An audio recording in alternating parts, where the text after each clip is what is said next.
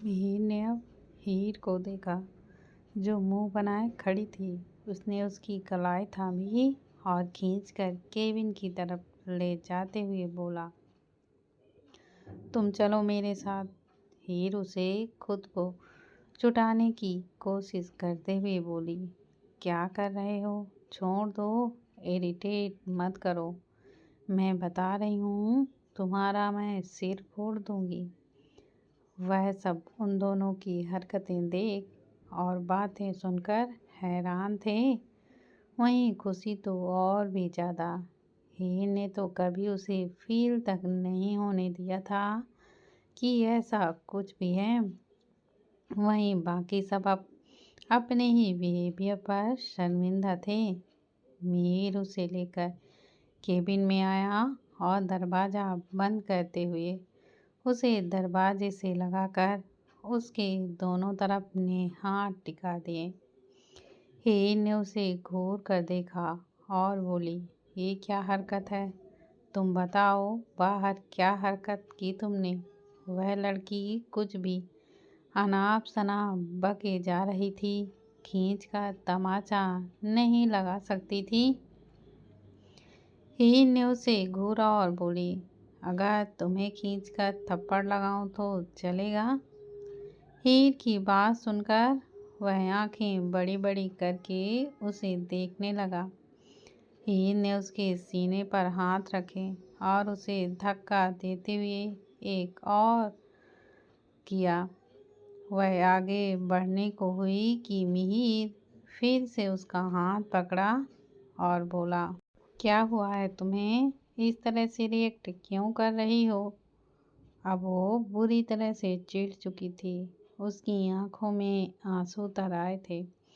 मिहिर ने उसे अपनी तरफ किया और जब उसकी आंखों में आंसू देखे तो और बेचैन हो गया। आखिर हुआ तो हुआ क्या था? उसने तो कुछ किया भी नहीं। हीर ने नम सी आवाज़ में कहा, मत परेशान करो, वैसे ही दर्द हो रहा है, मुझे घर जाना है। मिहिर ने उसका चेहरा थामा और प्यार से उसे चुप कराते हुए बोला, अच्छा ठीक है, रोना बंद करो, घर चलते हैं, ओके। हीर ने बस हाँ में गर्दन हिला दी। मिहिर उसके साथ घर निकल गया। शाम का टाइम। निष्ठा ने अध्याय को बताया था कि उसके कॉलेज में पार्टी है। अध्याय उसे ड्रॉप करने जाने वाला था। वह अपने कमरे में आया तो वो तैयार खड़ी थी। उसने जब निष्ठा को देखा तो नज़रें उस पर ही आकर अटक गई थी। उसने एक मरमेड गाउन पहनकर रखा हुआ था जो कि टील कलर का था और वह उसमें काफ़ी ज़्यादा प्यारी लग रही थी। अध्याय ने उसे बाहों में भरते हुए कहा, जाना ज़रूरी है? तुम्हें ऐसे देखकर कहीं जाने देने का मन नहीं कर रहा। कहीं किसी और का दिल आ गया तो प्रॉब्लम हो जाएगी। मैं अपनी बीबी के साथ रिस्क तो बिल्कुल भी नहीं ले सकता। निष्ठा ने एक नज़र आईने से उसे देखा, फिर बोली, कम से कम भरोसा तो होना चाहिए आपको मुझ पर। उसकी ये बात सुनकर अध्याय की नज़र निष्ठा पर टिक गई। उसके मन से एक आवाज़ आई, भरोसा तो है, जितना तुम्हें जाना है उसके बाद शक का तो सवाल ही नहीं है। लेकिन अभी भी बहुत कुछ है जो छुपा हुआ है, जो तुमने अभी तक मुझे बताया नहीं। मुझे सब जानना है और मैं जान कर रहूँगा, चाहे तुम मुझे बताओ या ना बताओ। निष्ठा ने जब उसे खोए हुए देखा तो खुद को उससे छुड़ाते हुए बोली, देर हो रही है, चलें? अध्याय ने उसका हाथ पकड़ा और बोला, चलो। दोनों ही कॉलेज के लिए निकल गए। अध्याय ने उसे कॉलेज ड्रॉप किया और बोला, घर जब भी आना हो मुझे कॉल कर देना। निष्ठा ने हाँ में गर्दन हिलाई और गाड़ी से उतरने को ही कि अध्याय ने उसे पकड़कर फिर से खींचा। निष्ठा ने उसकी तरफ देखा कि अगले ही पल अध्याय ने उसके होंठों पर हल्के से किस करते हुए कहा, तुमने कहा था भरोसा नहीं है। भरोसा है, उसकी चिंता तुम मत करो। वह कुछ पल तक उसे देखती रही, फिर मुस्कुराकर गाड़ी से उतरकर बाहर चली गई। अध्याय ने उसे तब तक देखा जब तक कि वह उसकी आंखों से ओझल नहीं हो गई और फिर गाड़ी से बाहर की तरफ मोड़ दी। अंदर उसको उसके दोस्त मिल गए। वह उन सब के साथ बिजी हो गई। नेहा रिवांश से जानबूझकर लड़ाई कर रही थी ताकि निष्ठा का मूड कुछ ठीक हो सके। वहीं रिवांश भी इस बात को समझ रहा था। वहीं देव और ईसा भी उसे छोटी छोटी सी बातों पर हंसाने की कोशिश कर रहे थे। निष्ठा का मूड कुछ ठीक हो चुका था। फंक्शन स्टार्ट होने वाला था। स्टेज पर होस्ट ने अनाउंसमेंट की और कुछ गेस्ट की इनवाइट किया। आखिरी अनाउंसमेंट में उसने चीफ गेस्ट के बारे में की, लेकिन यह भी बताया कि किसी कारण से वह खुद नहीं आ पाए, इसलिए उनका बेटा यहाँ पर आया है। यह बोल उसने उनका नाम अनाउंस किया, मिस्टर स्वयं व्यास। सब लोगों ने ताली बजाकर उस शख्स का स्वागत किया। वहीं यह नाम सुनकर निष्ठा जड़ हो चुकी थी। उसके कानों में एक आवाज़ गूंजी, मुझसे भागने का सोचना भी मत। तुम जानती हो ना, जब मैं जिद पर आता हूँ तो कितना बुरा हूँ।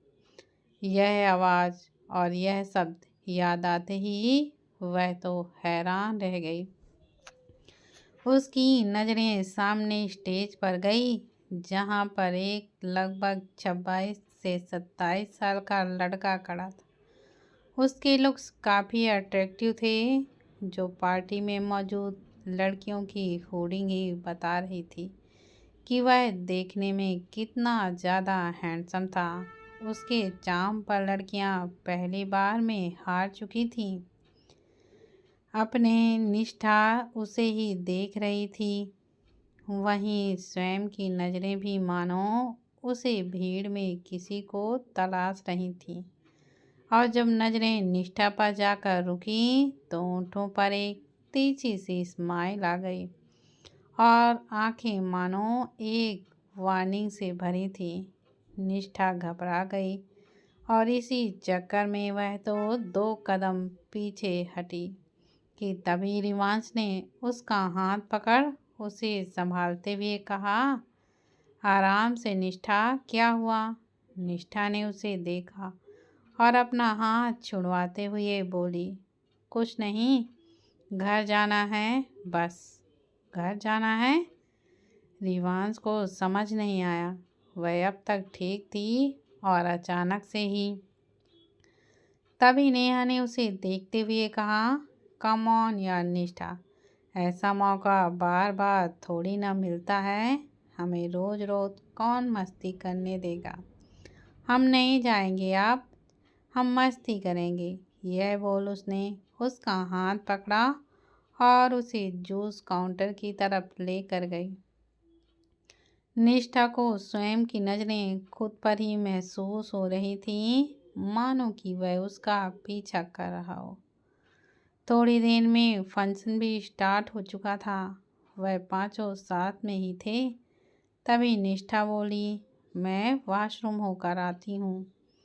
यह बोल वह वॉशरूम की तरफ बढ़ गई।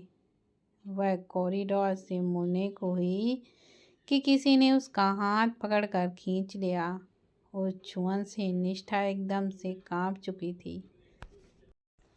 उसने सर उठाकर देखा तो स्वयं खड़ा हुआ था, जो मुस्कुराते हुए उसे ही देख रहा था। आंखों में एक अलग सा जुनून था और जिद उसे पा लेने की। स्वयं ने उसे देखते हुए कहा, हेलो बेबी, कहाँ जा रही हो? निष्ठा कांपने लगी। उसने खुद को छुड़ाने की कोशिश करते हुए कहा, छोड़ो मुझे, तुम यहाँ क्या कर रहे हो? कहा तो था, जहाँ तुम जाओगी वहाँ मैं जाऊँगा और वहाँ मैं आऊँगा। हमने तो कोई दो राय नहीं है इसमें।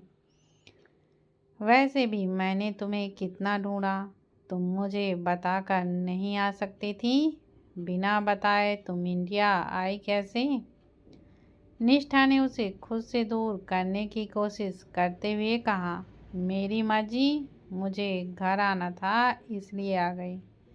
हाँ तो बता देती, मैं ले आता, रुक भी जाता और अपने होने वाले सास ससुर से मिल भी लेता। निष्ठा हैरानी से उसे देखने लगी। यह लड़का सच में इम्पॉसिबल था। वह क्या करता है, क्या बोलता था, कोई समझ नहीं सकता था कि तभी स्वयं हंसते हुए बोला, वैसे बेबी, यहाँ आने के बाद तो तुमने मुझे एक बार भी कॉल नहीं किया। मेरा नंबर याद नहीं तुम्हें, या फिर फ़ोन से मुझे ब्लॉक करके नंबर ही डिलीट कर दिया क्योंकि मैं तुमसे कनेक्ट नहीं कर पाया? निष्ठा ने उसे देखा और बोली, छोड़ो स्वयं, कोई देख लेगा तो दिक्कत हो जाएगी। स्वयं ने उसे छोड़ा और 2 कदम पीछे होते हुए बोला, फिर अब तो मुझे भी यहीं रहना है, तो चिंता की कोई बात ही नहीं है। तुम आराम से पार्टी एंजॉय करो, मैं चलता हूँ। यह बोल उसने निष्ठा को एक लुक दिया और वहाँ से चला गया।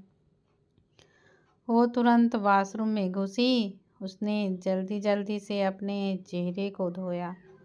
उसकी सांसें और धड़कनें काफ़ी तेज़ी से चल रही थीं। उसने आईने में खुद को देखा। आंखों में आंसू उतर आए थे, लेकिन उसने हिम्मत करके उन आंसुओं को खुद में जब्त किया और बोली, मुझे बात करनी होगी, मुझे उनसे बात करनी ही होगी। यह हमारे रिश्ते के लिए बहुत बुरा है। उसने मन ही मन कुछ सोचा और अध्याय को कॉल लगा लिया। अध्याय ने जब निष्ठा की कॉल देखी तो खुद से ही बोला, ये इतनी जल्दी कॉल क्यों कर रही है? मुझे तो लगा था 12 या 1 बजे से पहले कहाँ आएगी। अभी तो 11 ही बजे हैं। 8 बजे तो छोड़ कर आया था। उसने कॉल पिकअप किया तो निष्ठा ने कहा, मुझे घर आना है, प्लीज़ लेने आ जाइए, मन नहीं लग रहा है। अध्याय ने बड़े आराम से पूछा, तुम ठीक तो हो ना? कुछ हुआ तो नहीं है ना? अचानक से आने का कैसा और कैसे मन हो गया? बस घर आना है ना? निष्ठा ने कहा। अध्याय ने ओके कहा और थोड़ी देर में पहुंचने का बोलकर उसने फ़ोन रख दिया। थोड़ी ही देर में वह कॉलेज के बाहर था। उसने निष्ठा को कॉल किया तो निष्ठा बाहर निकल कर आई। स्वयं ने जब उसे बाहर जाते हुए देखा तो वह उसके पीछे निकलकर बाहर तक आया। अध्याय गाड़ी के बाहर खड़ा निष्ठा का ही वेट कर रहा था।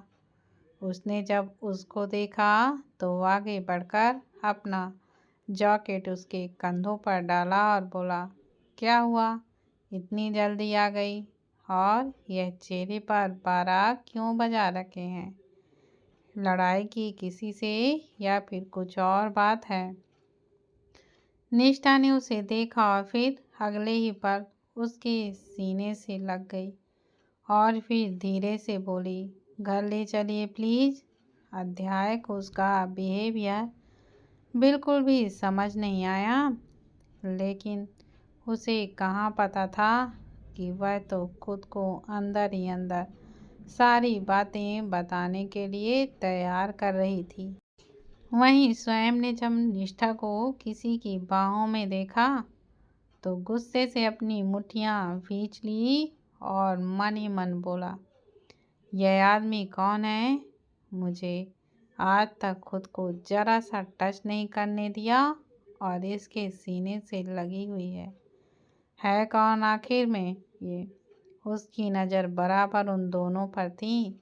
अध्याय ने निष्ठा को लाकर पैसेंजर सीट पर बैठाया और खुद ड्राइविंग सीट पर बैठ गया और गाड़ी आगे बढ़ा दी।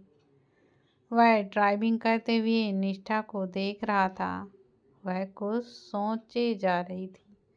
उसने उसके हाथ को पकड़ा और बोला, तुम सच में ठीक हो ना? मुझे ऐसा क्यों लग रहा है कि कुछ हुआ है? निष्ठा ने उसे देखा और ना में अपनी गर्दन को हिला दी। वह जानता था कि जब तक उसका मन नहीं करेगा वह कुछ भी नहीं बताने वाली, इसलिए उसने चुपचाप ड्राइविंग करना ही ठीक समझा। रास्ते में उसे आइसक्रीम पार्लर दिखा। उसने गाड़ी को साइड में लगाया तो निष्ठा उसे देखने लगी। अध्याय ने कुछ भी नहीं कहा, बस बाहर निकला और उस आइसक्रीम पार्लर की तरफ बढ़ गया।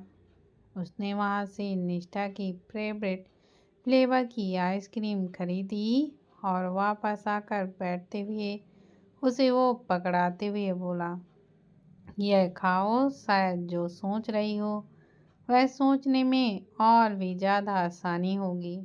निष्ठा का मुंह बन गया। उसने उसके हाथ से आइसक्रीम ले ली। कहाँ वह उसके स्वीट टेक्सचर पर ठीक से खुश भी नहीं हुई थी और कहाँ उसने पहले से ही उसे ताना मार दिया। लेकिन इस वक्त आइसक्रीम ज़्यादा ही इम्पोर्टेंट थी और वह मुंह बनाए बस आइसक्रीम खाने लगी। अध्याय उसकी हरकत पर मुस्कुरा दिया और गाड़ी फिर से आगे बढ़ा दी। आइसक्रीम खाने के बाद निष्ठा कुछ ठीक महसूस कर रही थी। उसने अपना सिर अध्याय के कंधे पर टिका दिया। अध्याय हल्के से मुस्कुरा दिया। जब तक वह घर पहुंचा तब तक तो वो सो चुकी थी। उसने ठीक से बैठाया और खुद गाड़ी से बाहर निकल उसे अपनी बाहों में उठाकर गाड़ी से बाहर निकाला और चुपचाप से अपने कमरे की तरफ बढ़ गया। उसने उसको लाकर धीरे से बेड पर लेटाया और उसका माथा चूम लिया। इस वक्त सोते हुए वह बेहद ही ज़्यादा मासूम लग रही थी और अध्याय बस एकटक उसे ही देख रहा था। उसने निष्ठा के कपड़ों को देखा।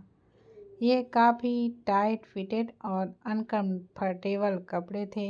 वह उठा और अलमारी से उसके कपड़े निकाल कर लाया। उसने निष्ठा को जगाते हुए कहा, तानी उठो, चेंज कर लो, उसके बाद सो जाना। निष्ठा ने हल्का सा कुनकुनाते हुए उसके हाथ को हटाया और करवट बदल कर बोली, परेशान मत करो, सोने दो ना। अध्याय ने उसे फिर से जगाने की कोशिश की लेकिन वही रिस्पॉन्स मिला। उसने 2 से 3 बार उसे जगाया लेकिन वह उठने को तैयार ही नहीं थी। अध्याय ने गहरी सांस भरी और उसके कपड़ों को देखा, फिर अपने हाथ में पकड़े उसके नाइट सूट को और उसके पास बैठकर उसे उठाते हुए अपने कंधे पर टिका लिया। निष्ठा को तो कोई फर्क ही नहीं पड़ रहा था। वह बड़े आराम से सुकून से अध्याय के कंधे पर टिक कर सो रही थी। अध्याय धीरे से उसकी ड्रेस की जिप खोली और उसकी ड्रेस रिमूव करते हुए उसे नाइट सूट पहनाया और उसे ठीक से लेटा दिया। बेड पर लेटाते ही निष्ठा ने एक बार फिर से करवट ली और सुकून से सो गई। अध्याय ने मुस्कुराकर उसके सिर को सहलाया, फिर खुद भी चेंज करके आया और उसे बाहों में भर के सो गया। इधर हीर की नींद हराम हो रखी थी। उसके क्रैम्प्स उसे सोने ही नहीं दे रहे थे और मिहिर उसे ऐसे देखकर परेशान था। उसके लिए तो यह सब कुछ नया था। हालांकि वह सब समझता था, लेकिन ऐसी सिचुएशन को हैंडल कैसे किया जाए यह उसके लिए बस का नहीं था। ना तो कोई उसकी बहन थी जिसे उसने कभी संभाला था और ना ही इससे पहले उसकी कोई गर्लफ्रेंड रही। उसने हीर को देखा और आराम से बोला, हीर तुम ठीक हो ना? मैं डॉक्टर को बुला देता हूँ। ऐसे परेशान होते रहोगी पूरी रात? हीर ने उसे देखा और ना में गर्दन हिलाई और बोली, मैं ठीक हूँ। वह हॉट वाटर बैग को अपने पेट पर रखे लेटी हुई थी। मिहिर ने उसके सर को सहलाया और प्यार से बोला, कुछ खाना है क्या? लाऊं तुम्हारे लिए? हीर ने मिहिर को देखा तो बस एकटक उसी को देखने लगी। यह आदमी उस पर गुस्सा करता था, उसे डांटता था, लेकिन उसके इस दर्द में वह उसके साथ था। उसकी वह केयर कर रहा था और वह उसके लिए काफ़ी था। हीर ने धीरे से कहा, चॉकलेट है?